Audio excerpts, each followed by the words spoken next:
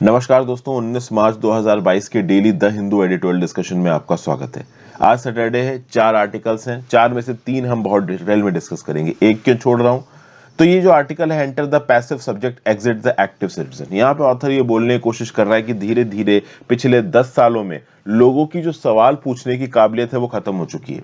आज से 10 साल पहले लोग आरटीआई के थ्रू, ओवरऑल सीपी ग्राम के थ्रू सरकार को अकाउंटेबल करने की कोशिश करते थे। ओवरऑल पॉलिटिकल एक्टिविस्ट ऐसे थे जो कि सरकार से इतने सवाल पूछते थे, सरकार परेशान होती थी। लेकिन आज की डेट में वही जो सिटीजन्स हैं वो पैसिव सब्जेक्ट बन चुके हैं, वो एक्टिव सिटीजन नहीं रहे हैं। बेसिकली इन्होंने सीधे सीधे तो नहीं कहा है, लेकिन ये यही कहने की कोशिश कर रहे हैं कि जब से प्रेजेंट बीजेपी की सरकार चल रही है तब से वो जो सवाल पूछने वाली काबिलियत है लोगों की वो कम हो गई है। सरकार जो मन चाहे वो करती है। इस प्रकार की बातें यहाँ पे बताई गई हैं। नॉलेज पर्सपेक्टिव से कोई बहुत कुछ खास है नहीं, अलग से इस आर्टिकल को डिस्कस कर नहीं रहा हूँ। ये जो आर्टिकल है, इंडिया मस्ट स्पॉटलाइट कीव्स फेंट ऑफरिंग ऑफ होप, इसको मैं आपके साथ डिस्कस करूंगा। अच्छे व्यू पॉइंट इसमें दे रखे हैं। यूक्रेन रशिया वॉर वाला मुद्दा थमने का नाम नहीं ले रहा। 24 दिन बीत चुके हैं, जंग जारी है, जंग रुकने का नाम ही नहीं ले रही। 24 फरवरी को ये काम शुरू हुआ था। आज की डेट में 19 मार्च 2022 है। टोटल 24 दिन बीत चुके हैं। तो लेट्स सी कि इस पर्टिकुलर आर्टिकल में क्या बताया जा रहा है। फिर अगला है helping Afghanistan. The UN must save Afghans from poverty and also end Taliban's operation. Recently ही यूनाइटेड नेशंस की सिक्योरिटी काउंसिल में एक पर्टिकुलर रेजोल्यूशन लिया गया और उस पर्टिकुलर रेजोल्यूशन को 14-0 के वोट से अडॉप्ट किया गया। इस समय पे यूनाइटेड नेशन सिक्योरिटी काउंसिल में जब भी रेजोल्यूशन लिया जाता है 15 मेंबर्स वोटिंग डालते हैं, जिसमें 5 परमानेंट हैं और 10 नॉन परमानेंट हैं। अब 15 मेंबर्स में से रशिया ने वोट नहीं डाला, 14 लोगों ने फेवर में वोट किया। और इस वोट में जो यूनाइटेड नेशंस का मिशन है अफगानिस्तान के अंदर, वो अफगानिस्तान के लोगों की कैसे मदद करेगा इसके बारे में बातचीत की गई है। और यहाँ पे मदद की क्या बात हो रही है? वो भाई लोगों को बेसिक खाने पीने की चीजें मिले, हेल्थ की अपॉर्चुनिटीज मिले। जो भी डोनेशंस वगैरह अफगानिस्तान के अंदर जाते थे वो बंद हो चुके हैं जब से तालिबान ताकत में आया है। तो अफगानिस्तान के इस इशू को लेकर यूएन को क्यों इस समय पर अर्जेंट बेसिस पर अफगानिस्तान में इन्वॉल्व होना जरूरी हो, तालिबान के साथ कैसे वो डील करे, इसके बारे में एक व्यू पॉइंट दे रखा है, इसको देखेंगे। और अगला आर्टिकल है टू लिटिल टू लेट। यहां पे बेसिकली बात की जा रही है वैक्सीन मैन्युफैक्चरिंग की। अभी हुआ क्या है रिसेंटली कि यूरोपियन यूनियन ने थोड़ा इंटरेस्ट दिखाया है। ये बात है 2020 की, जब इंडिया और साउथ अफ्रीका ने मिलकर एक प्रपोजल रखा था कि भाई कोविड-19 की वैक्सीन की कमी दुनिया भर में हो रही है, तो कोविड-19 की वैक्सीन, उनकी टेक्नोलॉजी, उनके ड्रग फॉर्मुलेशन के ऊपर पेटेंट मत लगाइए। बिना किसी रोक टोक के इंडिया जैसी कंट्रीज को ये दवाइयां बनाने दीजिए और इनके जो आप कह लीजिए ड्रग फॉर्मुलेशन है, जो जेनरिक ड्रग्स हैं, उनको पूरी दुनिया में एक्सपोर्ट करने दीजिए। अगर उस समय पे ऐसी परमिशन दे दी जाती है इंडिया जैसी कंट्रीज को या फिर डेवलपिंग कंट्रीज को, तो नो डाउट आज की डेट में पूरी दुनिया की मैक्सिमम कर आबादी कोविड-19 से वैक्सीनेटेड होती। लेकिन ऐसी कोई भी परमिशन नहीं दी गई।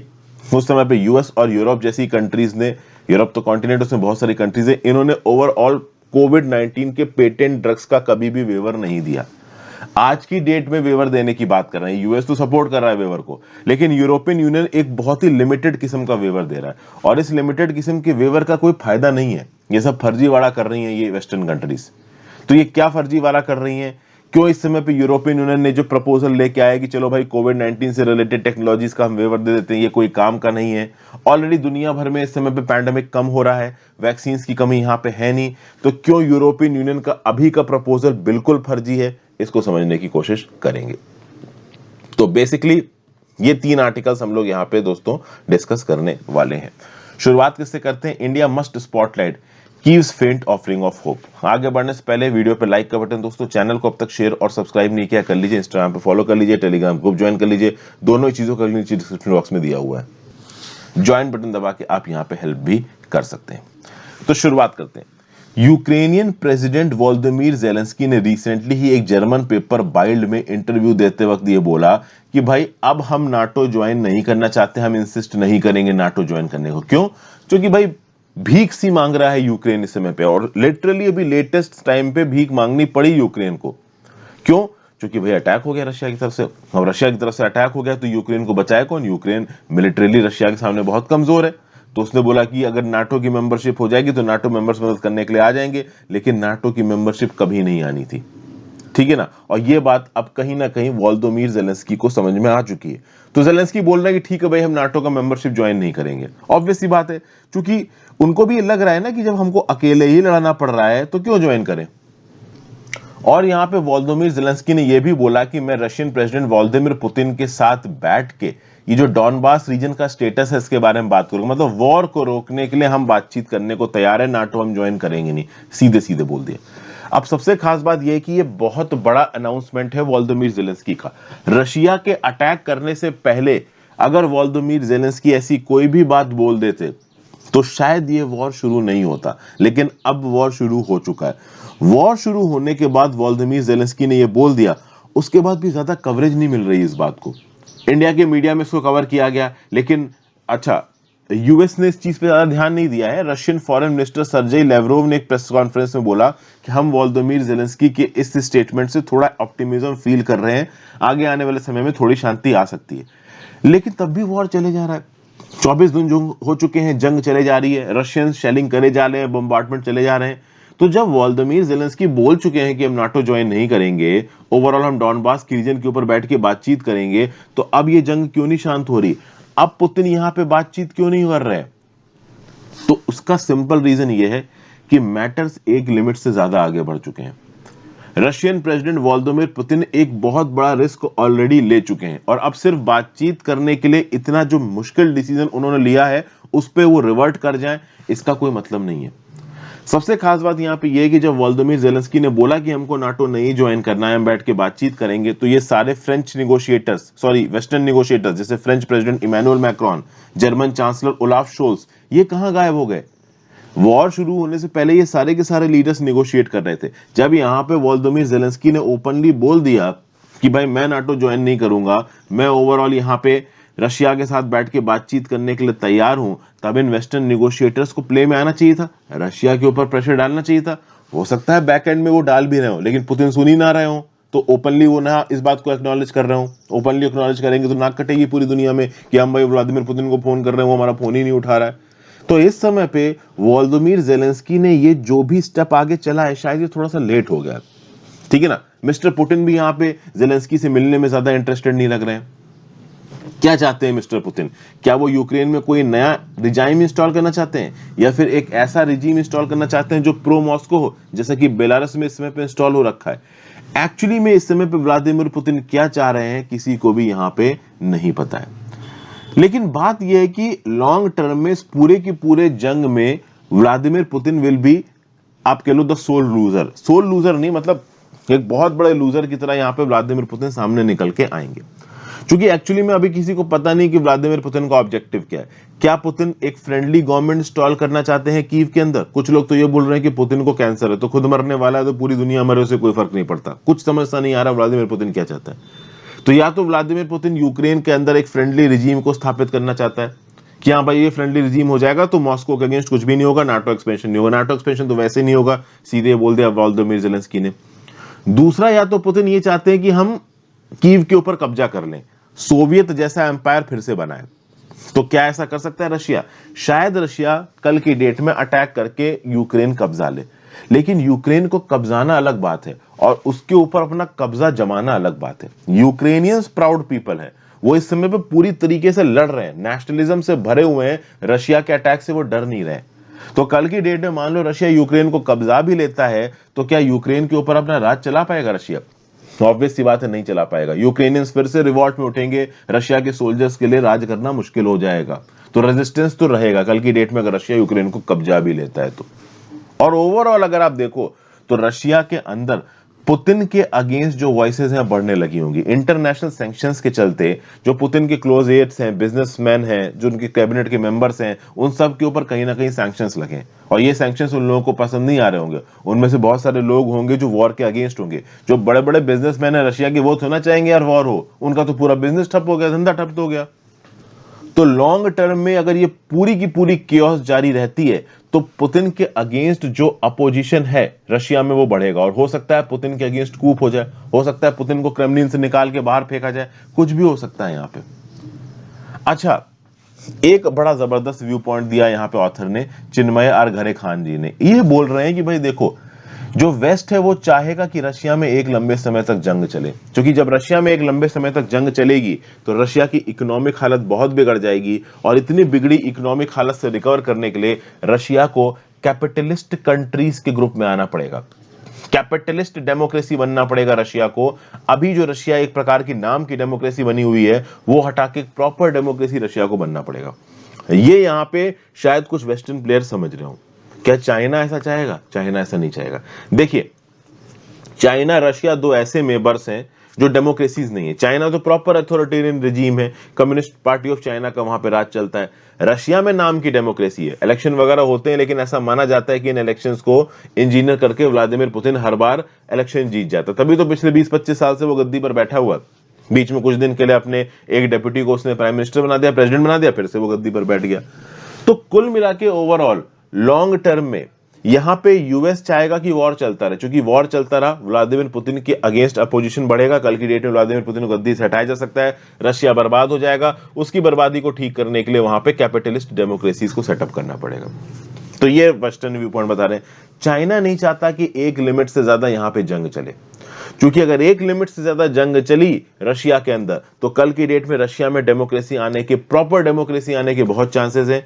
और चाइना ये नहीं चलेगा कि साउथ में उनके इंडिया और नॉर्थ में रशिया ये दोनों ही डेमोक्रेसी बन जाए। डेमोक्रेसी नाम का शब्द चाइना की सरकार को सूट नहीं करता। और खास बात यह है कि कल की डेट में व्लादिमीर पुतिन को उखाड़ फेंका जाए, इसके काफी चांसेस हैं, क्योंकि जिस प्रकार से इंडिया नेपाल के अंदर बेटी रोटी का रिश्ता है, उसी प्रकार से रशियन यूक्रेनियंस के अंदर भी है। रशियन यूक्रेनियंस की एथनिसिटी इतनी अलग नहीं है। बहुत सारे रशियंस ने यूक्रेनियन से शादी की, यूक्रेनियंस ने रशियन से की है। इनके बहुत सारे फैमिलियल कॉन्टैक्ट्स हैं, और ओवरऑल इस वॉर के चलते वो फैमिलियल कॉन्टैक्ट्स टूट रहे हैं। बहुत सारे रशियन सोल्जर्स यूक्रेन में जाके जंग लड़ रहे हैं, उनकी बॉडीज रैप होके वापस आ रही है, रशियन फैमिलीज देख रही हैं, उनका दिमाग खराब हो रहा है। रशिया के अंदर भी तो लोग सोच रहे हैं कि भाई क्या बवाल चल रहा है, क्यों जंग लड़ रहे हो, क्या मिल जाएगा हमें इस जंग से। यूक्रेन तो है ना तुम्हारे इलाके में घुस रहा, तुम तो डॉनबास के लिए यहाँ पे जंग लड़ रहे हो।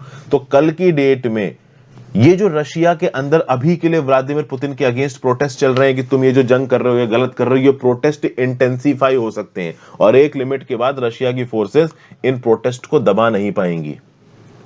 ऊपर से अगर वोलोदिमीर ज़ेलेंस्की का यहां पे रोल देखा जाए तो भले ही आज की डेट में वोलोदिमीर ज़ेलेंस्की अपने देश के एक हीरो बन के सामने आए, नेशनलिज्म से उन्होंने अपने देश को बांध दिया है, ओवरऑल अपने देश को यूनाइट कर रखा है रशिया के अगेंस्ट, डर नहीं रहा है। जैसे नहीं, वोलोदिमीर ज़ेलेंस्की तो बिल्कुल पुष्पा टाइप हो गए, पुष्पा झुकेगा नहीं, तो मतलब इस टाइप के कि भाई डरूंगा नहीं। अच्छा, यहां पे ऑथर ये बोल रहा है कि ठीक है भाई, इस समय पे तो आपने नेशनलिज्म से अपने देश को बांध दिया, ये जो स्टेप आप अब ले रहे हो कि हम नाटो ज्वाइन नहीं करेंगे, ठीक है ना, और हम ओवरऑल डॉनबास के रीजन के ऊपर बातचीत करेंगे, पहले भी तो ले सकते थे, पहले आपने क्यों नहीं लिए? जब रशिया वॉर करने वाला था, जब तक वॉर नहीं हुआ था, उस समय पे आपने स्टेप क्यों नहीं लिए? क्या उस समय आपको ये लग रहा था कि यूएस आपकी मदद के लिए आएगा, क्या आप नाटो के मेंबर बना लिए जाओगे?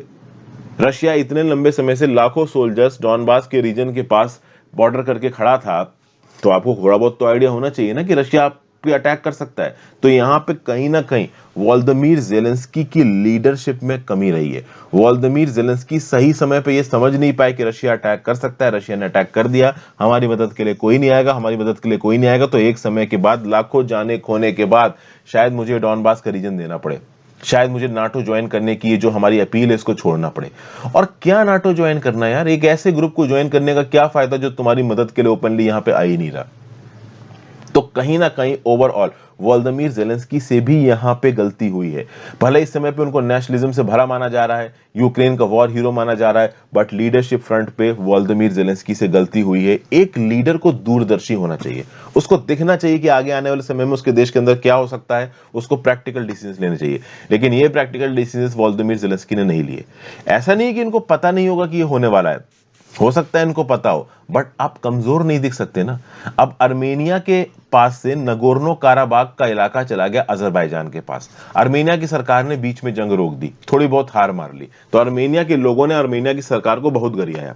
वोलोदिमीर ज़ेलेंस्की को लगा कि मैं अगर पहले ही हार मान लूंगा तो मेरे लोग तो मुझे गाली दे दे के मार देंगे, तो वोलोदिमीर ज़ेलेंस्की ने लड़ना जरूरी समझा। अब लड़ने के बाद ओवरऑल वो यहाँ पे थोड़ा बहुत सरेंडर करेंगे तो ऐसा लगेगा कि ठीक है भाई, उन्होंने अपनी मतलब सेल्फ रिस्पेक्ट को नहीं खोया। हालांकि इस सेल्फ रिस्पेक्ट के चलते रशिया और यूक्रेन के जाने कितने सोल्जर्स मर चुके हैं, जाने कितने सिविलियंस की जानें जा चुकी हैं। सिविलियंस की जानें इस प्रकार के पावर पॉलिटिक्स में कोई मैटर नहीं रखती। पता नहीं व्लादिमीर पुतिन क्या सोच रहा है भाई, जब सामने से बंदा बोल रहा है कि नाटो हम ज्वाइन नहीं करेंगे, हम आपके ऊपर बहुत डॉनबास रीजन के ऊपर बातचीत करेंगे। Why Vladimir Putin is not taking back his forces, why Vladimir Putin is not stopping the war, nobody nose. अब इसमें बाकी दुनिया क्या कर सकती है इस वॉर को रोकने के लिए? चाइना की बात कीजिए। एक लिमिट से ज्यादा ही जो रशिया का वॉर है यूक्रेन में, वो चाइना के फेवर में भी नहीं है, इंडिया के फेवर में भी नहीं है। चाइना की जो ट्रेड रिलेशनशिप है रशिया के साथ, वो 10% भी नहीं है उस ट्रेड रिलेशनशिप की जो कि चाइना की यूएस और यूरोप के साथ है। और एक लिमिट से ज्यादा रशिया के इस स्टैंड के ऊपर चाइना ने सपोर्ट किया, तो चाइना के ऊपर भी सैंक्शंस लग सकते हैं, इंडिया के ऊपर भी सैंक्शंस लग सकते हैं। क्या इंडिया चाइना ऐसा चाहेंगे? ऑब्वियस सी बात है, इंडिया चाइना ऐसा नहीं चाहेंगे। एक लॉन्ग टर्म में चाइना कभी नहीं चाहेगा कि ये वॉर आगे बढ़े, इसलिए चाइना धीरे धीरे वोकली क्रिटिकल हो रहा है टुवर्ड्स एक्शन ऑफ रशिया, और इंडिया भी होगा। एक लिमिट के बाद रशिया का ये जो वॉर है, इसको इंडिया चाइना दोनों यहां पे सपोर्ट नहीं करेंगे, क्योंकि बिना मतलब से यूक्रेन के शहरों के ऊपर बॉम्बार्डमेंट किया जा रहा है, सिविलियंस की मौत हो रही है। मारियोपोल नाम के एक थिएटर में साफ साफ पता था कि बच्चे औरतें हैं अंदर, तब भी वहां पे बम गिरा दिया रशिया वालों ने। अरे क्या मतलब है भाई मारने पीटने का? ये यहाँ पे ये जो ओवरऑल पूरा का पूरा वॉर जिस फेज में जा रहा है, इसको रोकने की जरूरत है। पता नहीं भाई व्लादिमीर पुतिन के दिमाग में क्या चल रहा है, कब रोकेंगे नहीं रोकेंगे, अभी के लिए तो पता है नहीं। रशिया के अंदर सब अपने स्टेक्स खंगाल रहे हैं। इंडिया को रशिया के अंदर ऑयल इन्वेस्टमेंट्स करनी है, ऑयल के बहुत सारे फील्ड्स कैप्चर करने हैं। तो हो सकता है कि इस पर्टिकुलर स्ट्रैटेजिक अपॉर्चुनिटी को हम कैश ऑन करके उन ऑयल फील्ड्स के ऊपर कब्जा करने की कोशिश करें। नो वॉट किसका क्या भी एजेंडा चल रहा हो, एक लिमिट से ज्यादा वायलेंस, एक लिमिट से ज्यादा वॉर ह्यूमैनिटी के लिए डिजायरेबल नहीं है। कहीं ना कहीं इसको रोकने की जरूरत है, और over the course of time China और इंडिया भी मजबूर हो जाएंगे रशिया को क्रिटिसाइज करके इस वॉर को रोकने के लिए। ठीक है भाई, चलिए अगले आर्टिकल की तरफ चलते हैं। Too little too late, India must oppose moves to hinder the flow of ingredients for manufacturing vaccines. क्या बताया जा रहा है भाई? देखिए 2020 में एक की क्वेश्चन पूछा गया कि भाई ये जो पैंडेमिक है, इस पैंडेमिक के समय पे पूरी ग्लोबल कम्युनिटी को एक साथ होनी चाहिए, पूरी ग्लोबल कम्युनिटी को मिलके इस पैंडेमिक से लड़ना चाहिए। और उसके लिए क्या बोला गया? उसके लिए ये बोला गया कि भाई ठीक है, सब लोग सबकी मदद करो। अब ये तो बात हमको पता है कि जो डेवलप्ड कंट्रीज थी उन्होंने अपनी वैक्सीन्स पहले बना ली। अब दो ऑप्शंस थे, या तो ये डेवलप्ड कंट्रीज पूरी दुनिया की मदद करें या सिर्फ अपना देखें। यहां पे इंडिया एक ऐसा कंट्री बन के उभरा जिसने पूरी दुनिया की मदद करना इंपॉर्टेंट समझा अपने देश के साथ। लेकिन ये जो वेस्टर्न कंट्रीज थी, इन्होंने सबसे पहले अपने देश के लोगों के लिए सोचा, पूरी दुनिया के लिए बाद में सोचा। सेल्फ इंटरेस्ट को इन डेवलप्ड कंट्रीज ने आगे रखा। इसलिए आप देखोगे कि 2021 में ये जो डेवलप्ड कंट्रीज हैं, इन्होंने अपनी आबादियों को पूरी तरीके से वैक्सीनेट किया, मल्टीपल टाइम्स वैक्सीनेट किया, और अपनी वैक्सीन्स को पुअर कंट्रीज में, डेवलपिंग कंट्रीज में एक्सपोर्ट नहीं होने दिया। इस समय पे जब पूरी दुनिया में कोरोना का पैंडेमिक तेजी से फैल रहा था, इंडिया और साउथ अफ्रीका ने मिलकर एक प्रपोजल रखा, कहां पे? डब्ल्यूटीओ में, कि कोविड-19 की वैक्सीन, ड्रग्स और डायग्नोस्टिक टेक्नोलॉजी को आप पेटेंट वेवर दे दो ट्रिप्स का। जिसका मतलब क्या हो जाएगा? अगर पेटेंट मिल गया तो फाइजर, मॉडर्ना जैसी वैक्सीन इंडिया की कंपनियां भी बना पाएंगी और पूरी दुनिया में उसको एक्सपोर्ट कर पाएंगी। लेकिन इस प्रकार का कोई भी आईपी राइट वेवर डब्ल्यूटीओ के अंदर नहीं मिला। ना यूएस ने शुरुआत में सपोर्ट किया, ना यूरोप ने शुरुआत में सपोर्ट किया। यूएस ने चलो थोड़ा बहुत सपोर्ट करना शुरू किया, यूरोप अब थोड़ा बहुत रास्ते पे आ रहा है। अब पता है क्या हो रहा है? अब यूरोप सिग्नल कर रहा है कि चलो भाई ठीक है, हम कुछ हद तक इंटेलेक्चुअल प्रॉपर्टी राइट्स को यहां पे वेव ऑफ कर देंगे 5 सालों के लिए।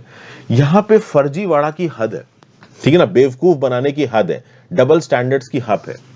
यूरोपियन यूनियन की कंट्रीज क्या बोल रही हैं कि ठीक है 5 साल तक हम इंटेलेक्चुअल प्रॉपर्टी राइट्स का आपको वेवर दे देंगे, लेकिन ये वेवर कोविड-19 की ड्रग्स और डायग्नोस्टिक डिवाइसेस के ऊपर अप्लाई नहीं होगा, कोविड-19 की वैक्सीन के ऊपर अप्लाई होगा। अब ये ड्रग वैक्सीन के ऊपर, मतलब ड्रग और वैक्सीन में क्या फर्क है, आप में से कुछ लोग सोचोगे। समझिए बात को, अगर इंडिया के अंदर मान लो फाइजर की वैक्सीन बनाई जाती है, तो मान लो फाइजर की या मॉडर्ना की वैक्सीन इंडिया के अंदर मान लो किसी कंपनी को बनानी, मान लो सीरम इंस्टीट्यूट ऑफ इंडिया को बनानी है। अब सीरम इंस्टीट्यूट ऑफ इंडिया को वो टेक्नोलॉजी पता होनी चाहिए जिसके थ्रू ये वैक्सीन बनती है, और उसके साथ साथ उस वैक्सीन को बनाने के लिए जो बेसिक इनपुट्स लगते हैं, जिनको आप बोलते हो बल्क ड्रग्स, उसकी अवेलेबिलिटी होनी चाहिए सीरम इंस्टीट्यूट ऑफ इंडिया के पास। तो यहां पे अब देखो यूरोप क्या बोल रहा है। यूरोप बोल रहा है कि ठीक है भाई, तुम वैक्सीन बना के इंटरनेशनल मार्केट में बेच सकते हो, लेकिन इस वैक्सीन को बनाने के लिए जो ड्रग लगता है, उस ड्रग के ऊपर पेटेंट रहेगा, फाइजर का और मॉडर्ना का और पेरेंट फार्मास्यूटिकल कंपनी का, वो ड्रग तो उसी दाम पे मिलेगी आपको जो फाइजर और मॉडर्ना बेच रही है, और उसके ऊपर तो पूरा आधिपत्य होगा फाइजर और मॉडर्ना का। आप समझो, जब दुनिया को जरूरत थी कोविड-19 की वैक्सीनेशन की, आज की डेट में तो इंडिया की serum institute of India, Covaxin, हम सब लोग, भारत बायोटेक अपनी वैक्सीन बना रहे हैं, दुनिया भर में एक्सपोर्ट कर रहे हैं। अब हमारे पास वैक्सीनों की कोई कमी नहीं है। ये तब आया था डब्ल्यूटीओ में प्रपोजल 2020-21, जब पूरी दुनिया में वैक्सीन की कमी थी, अफ्रीका में लोग मर रहे थे कोरोना से, इंडिया के अंदर लोग मर रहे थे, तब इंडिया साउथ अफ्रीका ने प्रपोजल उठाया था कि भाई इमरजेंसी बेसिस पे वेवर दे दो, हम तुरंत वैक्सीन बना के दुनिया भर में अवेलेबल करवा देंगे। लेकिन तब किसी ने भी इंटरेस्ट नहीं दिखाया। अब जब पूरी दुनिया में वैक्सीन की कोई कमी नहीं है, इंडिया भी भर भर के वैक्सीन बना के एक्सपोर्ट कर रहा है, तब यूरोपियन यूनियन वाले यहाँ पे हीरो बन के आके क्या बोल रहे हैं कि ठीक है भाई वैक्सीन में वेवर ले लो, ड्रग में वेवर नहीं दूंगा। तो अब आप डबल स्टैंडर्ड समझ सकते हो इन यूरोपियन कंट्रीज के। ये डेवलप्ड कंट्रीज पूरी दुनिया को भाषण दिया फिरती हैं कि हम बहुत अच्छे हैं, हम तुम्हारी मदद कर रहे हैं, लेकिन खुद ये कितने फर्जी हैं ये इनके एक्शन से पता चलता है। और सबसे बड़ी बात ये कि चलो ठीक है, आज की डेट में आप आईपी राइट्स का वेवर दे भी रहे हो, आगे आने वाले समय में कोरोना का जो भी वैक्सीनेशन होगा उसमें ही वैक्सीन अवेलेबल हो जाएगी, लेकिन ट्रेड सीक्रेट्स आप नहीं दे रहे हो, अपने बल्क ड्रग्स बनाने का फॉर्मूला आप प्रोवाइड नहीं कर रहे हो। तो जो फाइनल वैक्सीन को बनाने के लिए ड्रग रहेगा, वो ड्रग इन कंपनी के पास से ही आएगा, इनकी शर्तों पर आएगा, इनके द्वारा डिसाइडेड पैसों के ऊपर आएगा। तो क्या मतलब है, इंडिया फेमस है सस्ती दवाइयां बनाने के लिए। इंडिया सस्ती दवाइयां तब बनाएगा जब उसको इनपुट सस्ता मिलेगा, और ये जो इनपुट है बल्क ड्रग, वही महंगा बेचेंगी ये कंपनीज, अपनी शर्तों पे बेचेंगी, अपने कह लो कॉस्ट को उसमें रिकवर करेंगी।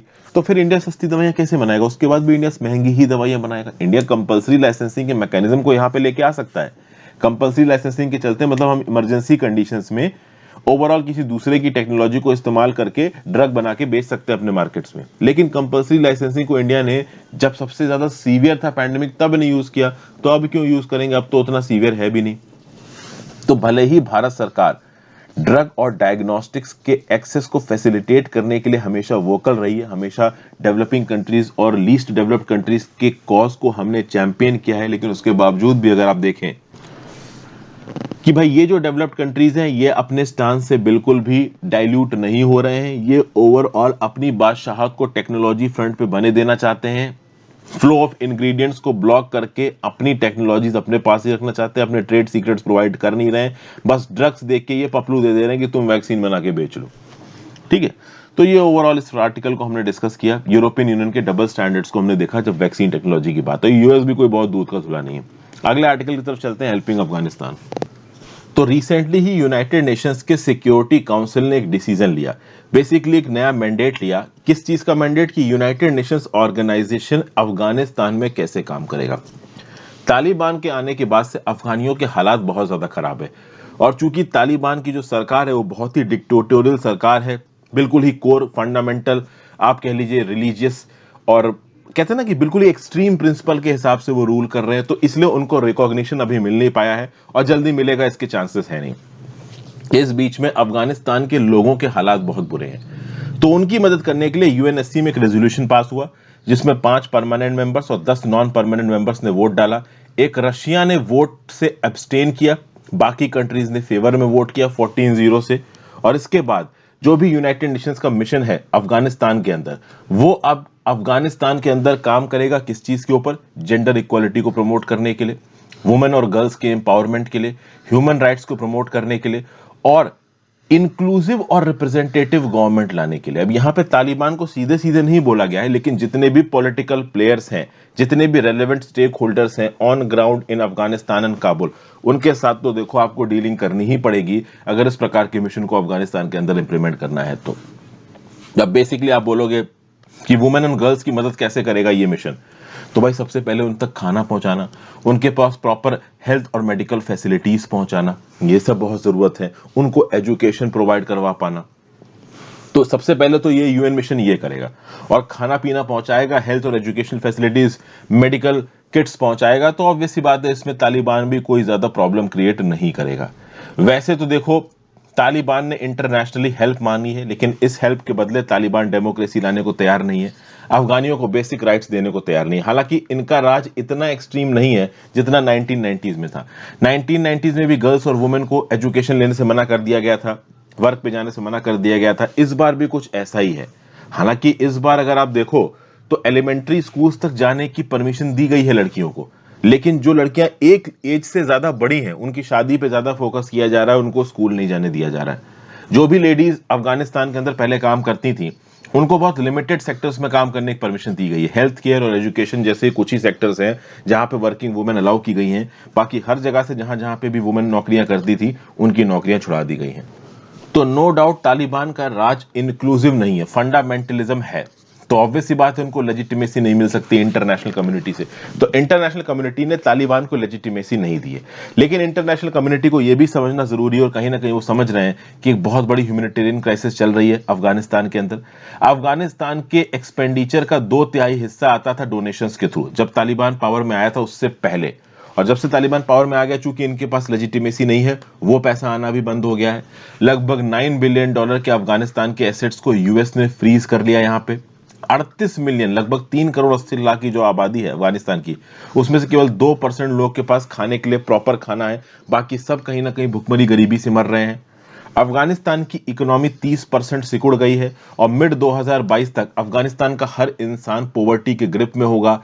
इतने बड़े फियर्स बढ़ चुके हैं, इसीलिए यहाँ पे यूनाइटेड नेशंस ग्राउंड लेवल पे इन्वॉल्व होकर लोगों की मदद कर रहा है। और धीरे धीरे इंटरनेशनल कम्युनिटी तालिबान के साथ इंगेज करके इनको फोर्स करेगी, इनको कन्विंस करेगी कि भाई आप ह्यूमैनिटेरियन असिस्टेंस प्रोवाइड करिए, लोगों को डेमोक्रेटिक राइट्स दीजिए। इनफैक्ट डेमोक्रेटिक राइट्स नहीं दे रहे हो तो कम से कम बेसिक ह्यूमन राइट्स तो दो। तो तालिबान को सेक्लूड करके, अफगानिस्तान को सेक्लूड करके हमें कुछ नहीं मिलने वाला है, ये बात बिल्कुल सही है। ग्राउंड लेवल पे लोगों की मदद करो, और साथ साथ धीरे धीरे तालिबान को पुश करो कि वो बेसिक ह्यूमन राइट्स दें, लड़कियों को एजुकेशन के एवेन्यूज दें, अपॉर्चुनिटीज दें। ये बहुत जरूरी है, क्योंकि दुनिया में ऐसी बहुत सी कंट्रीज है, जैसे सऊदी अरेबिया, यूएई हो गया, जहां पे इलेक्शंस नहीं होते, जहां पे एक राजा राज कर रहा है, जहां पे प्रॉपर डिक्टेटरशिप है, वहां पे डेमोक्रेसी नहीं है, लेकिन तब भी वहां पे ह्यूमन डेवलपमेंट है, तब भी वहां पे वुमेन को राइट्स दिए गए हैं। तो इस प्रकार की चीज तालिबान के अंदर भी लाई जा सकती है, और इसी को लाने की कोशिश कर रही है इंटरनेशनल कम्युनिटी। तो आई होप आपको इस लेक्चर को सुनने में मजा आया। Thank you for watching friends. ज्यादा से ज्यादा लोग साथ लेक्चर को शेयर करिएगा, इंस्टाग्राम पे फॉलो कर लीजिए, टेलीग्राम ग्रुप ज्वाइन कर लीजिए। टेलीग्राम ग्रुप में आपको लेक्चर की पीडीएफ मिल जाएंगी। Please click the join button, आपकी ज्वाइन बटन हमारे से खासा मदद मिलती है। वीडियो को लाइक और शेयर कीजिए, इससे वीडियो को एंगेजमेंट बढ़ता है। Have a great day friends, good bye.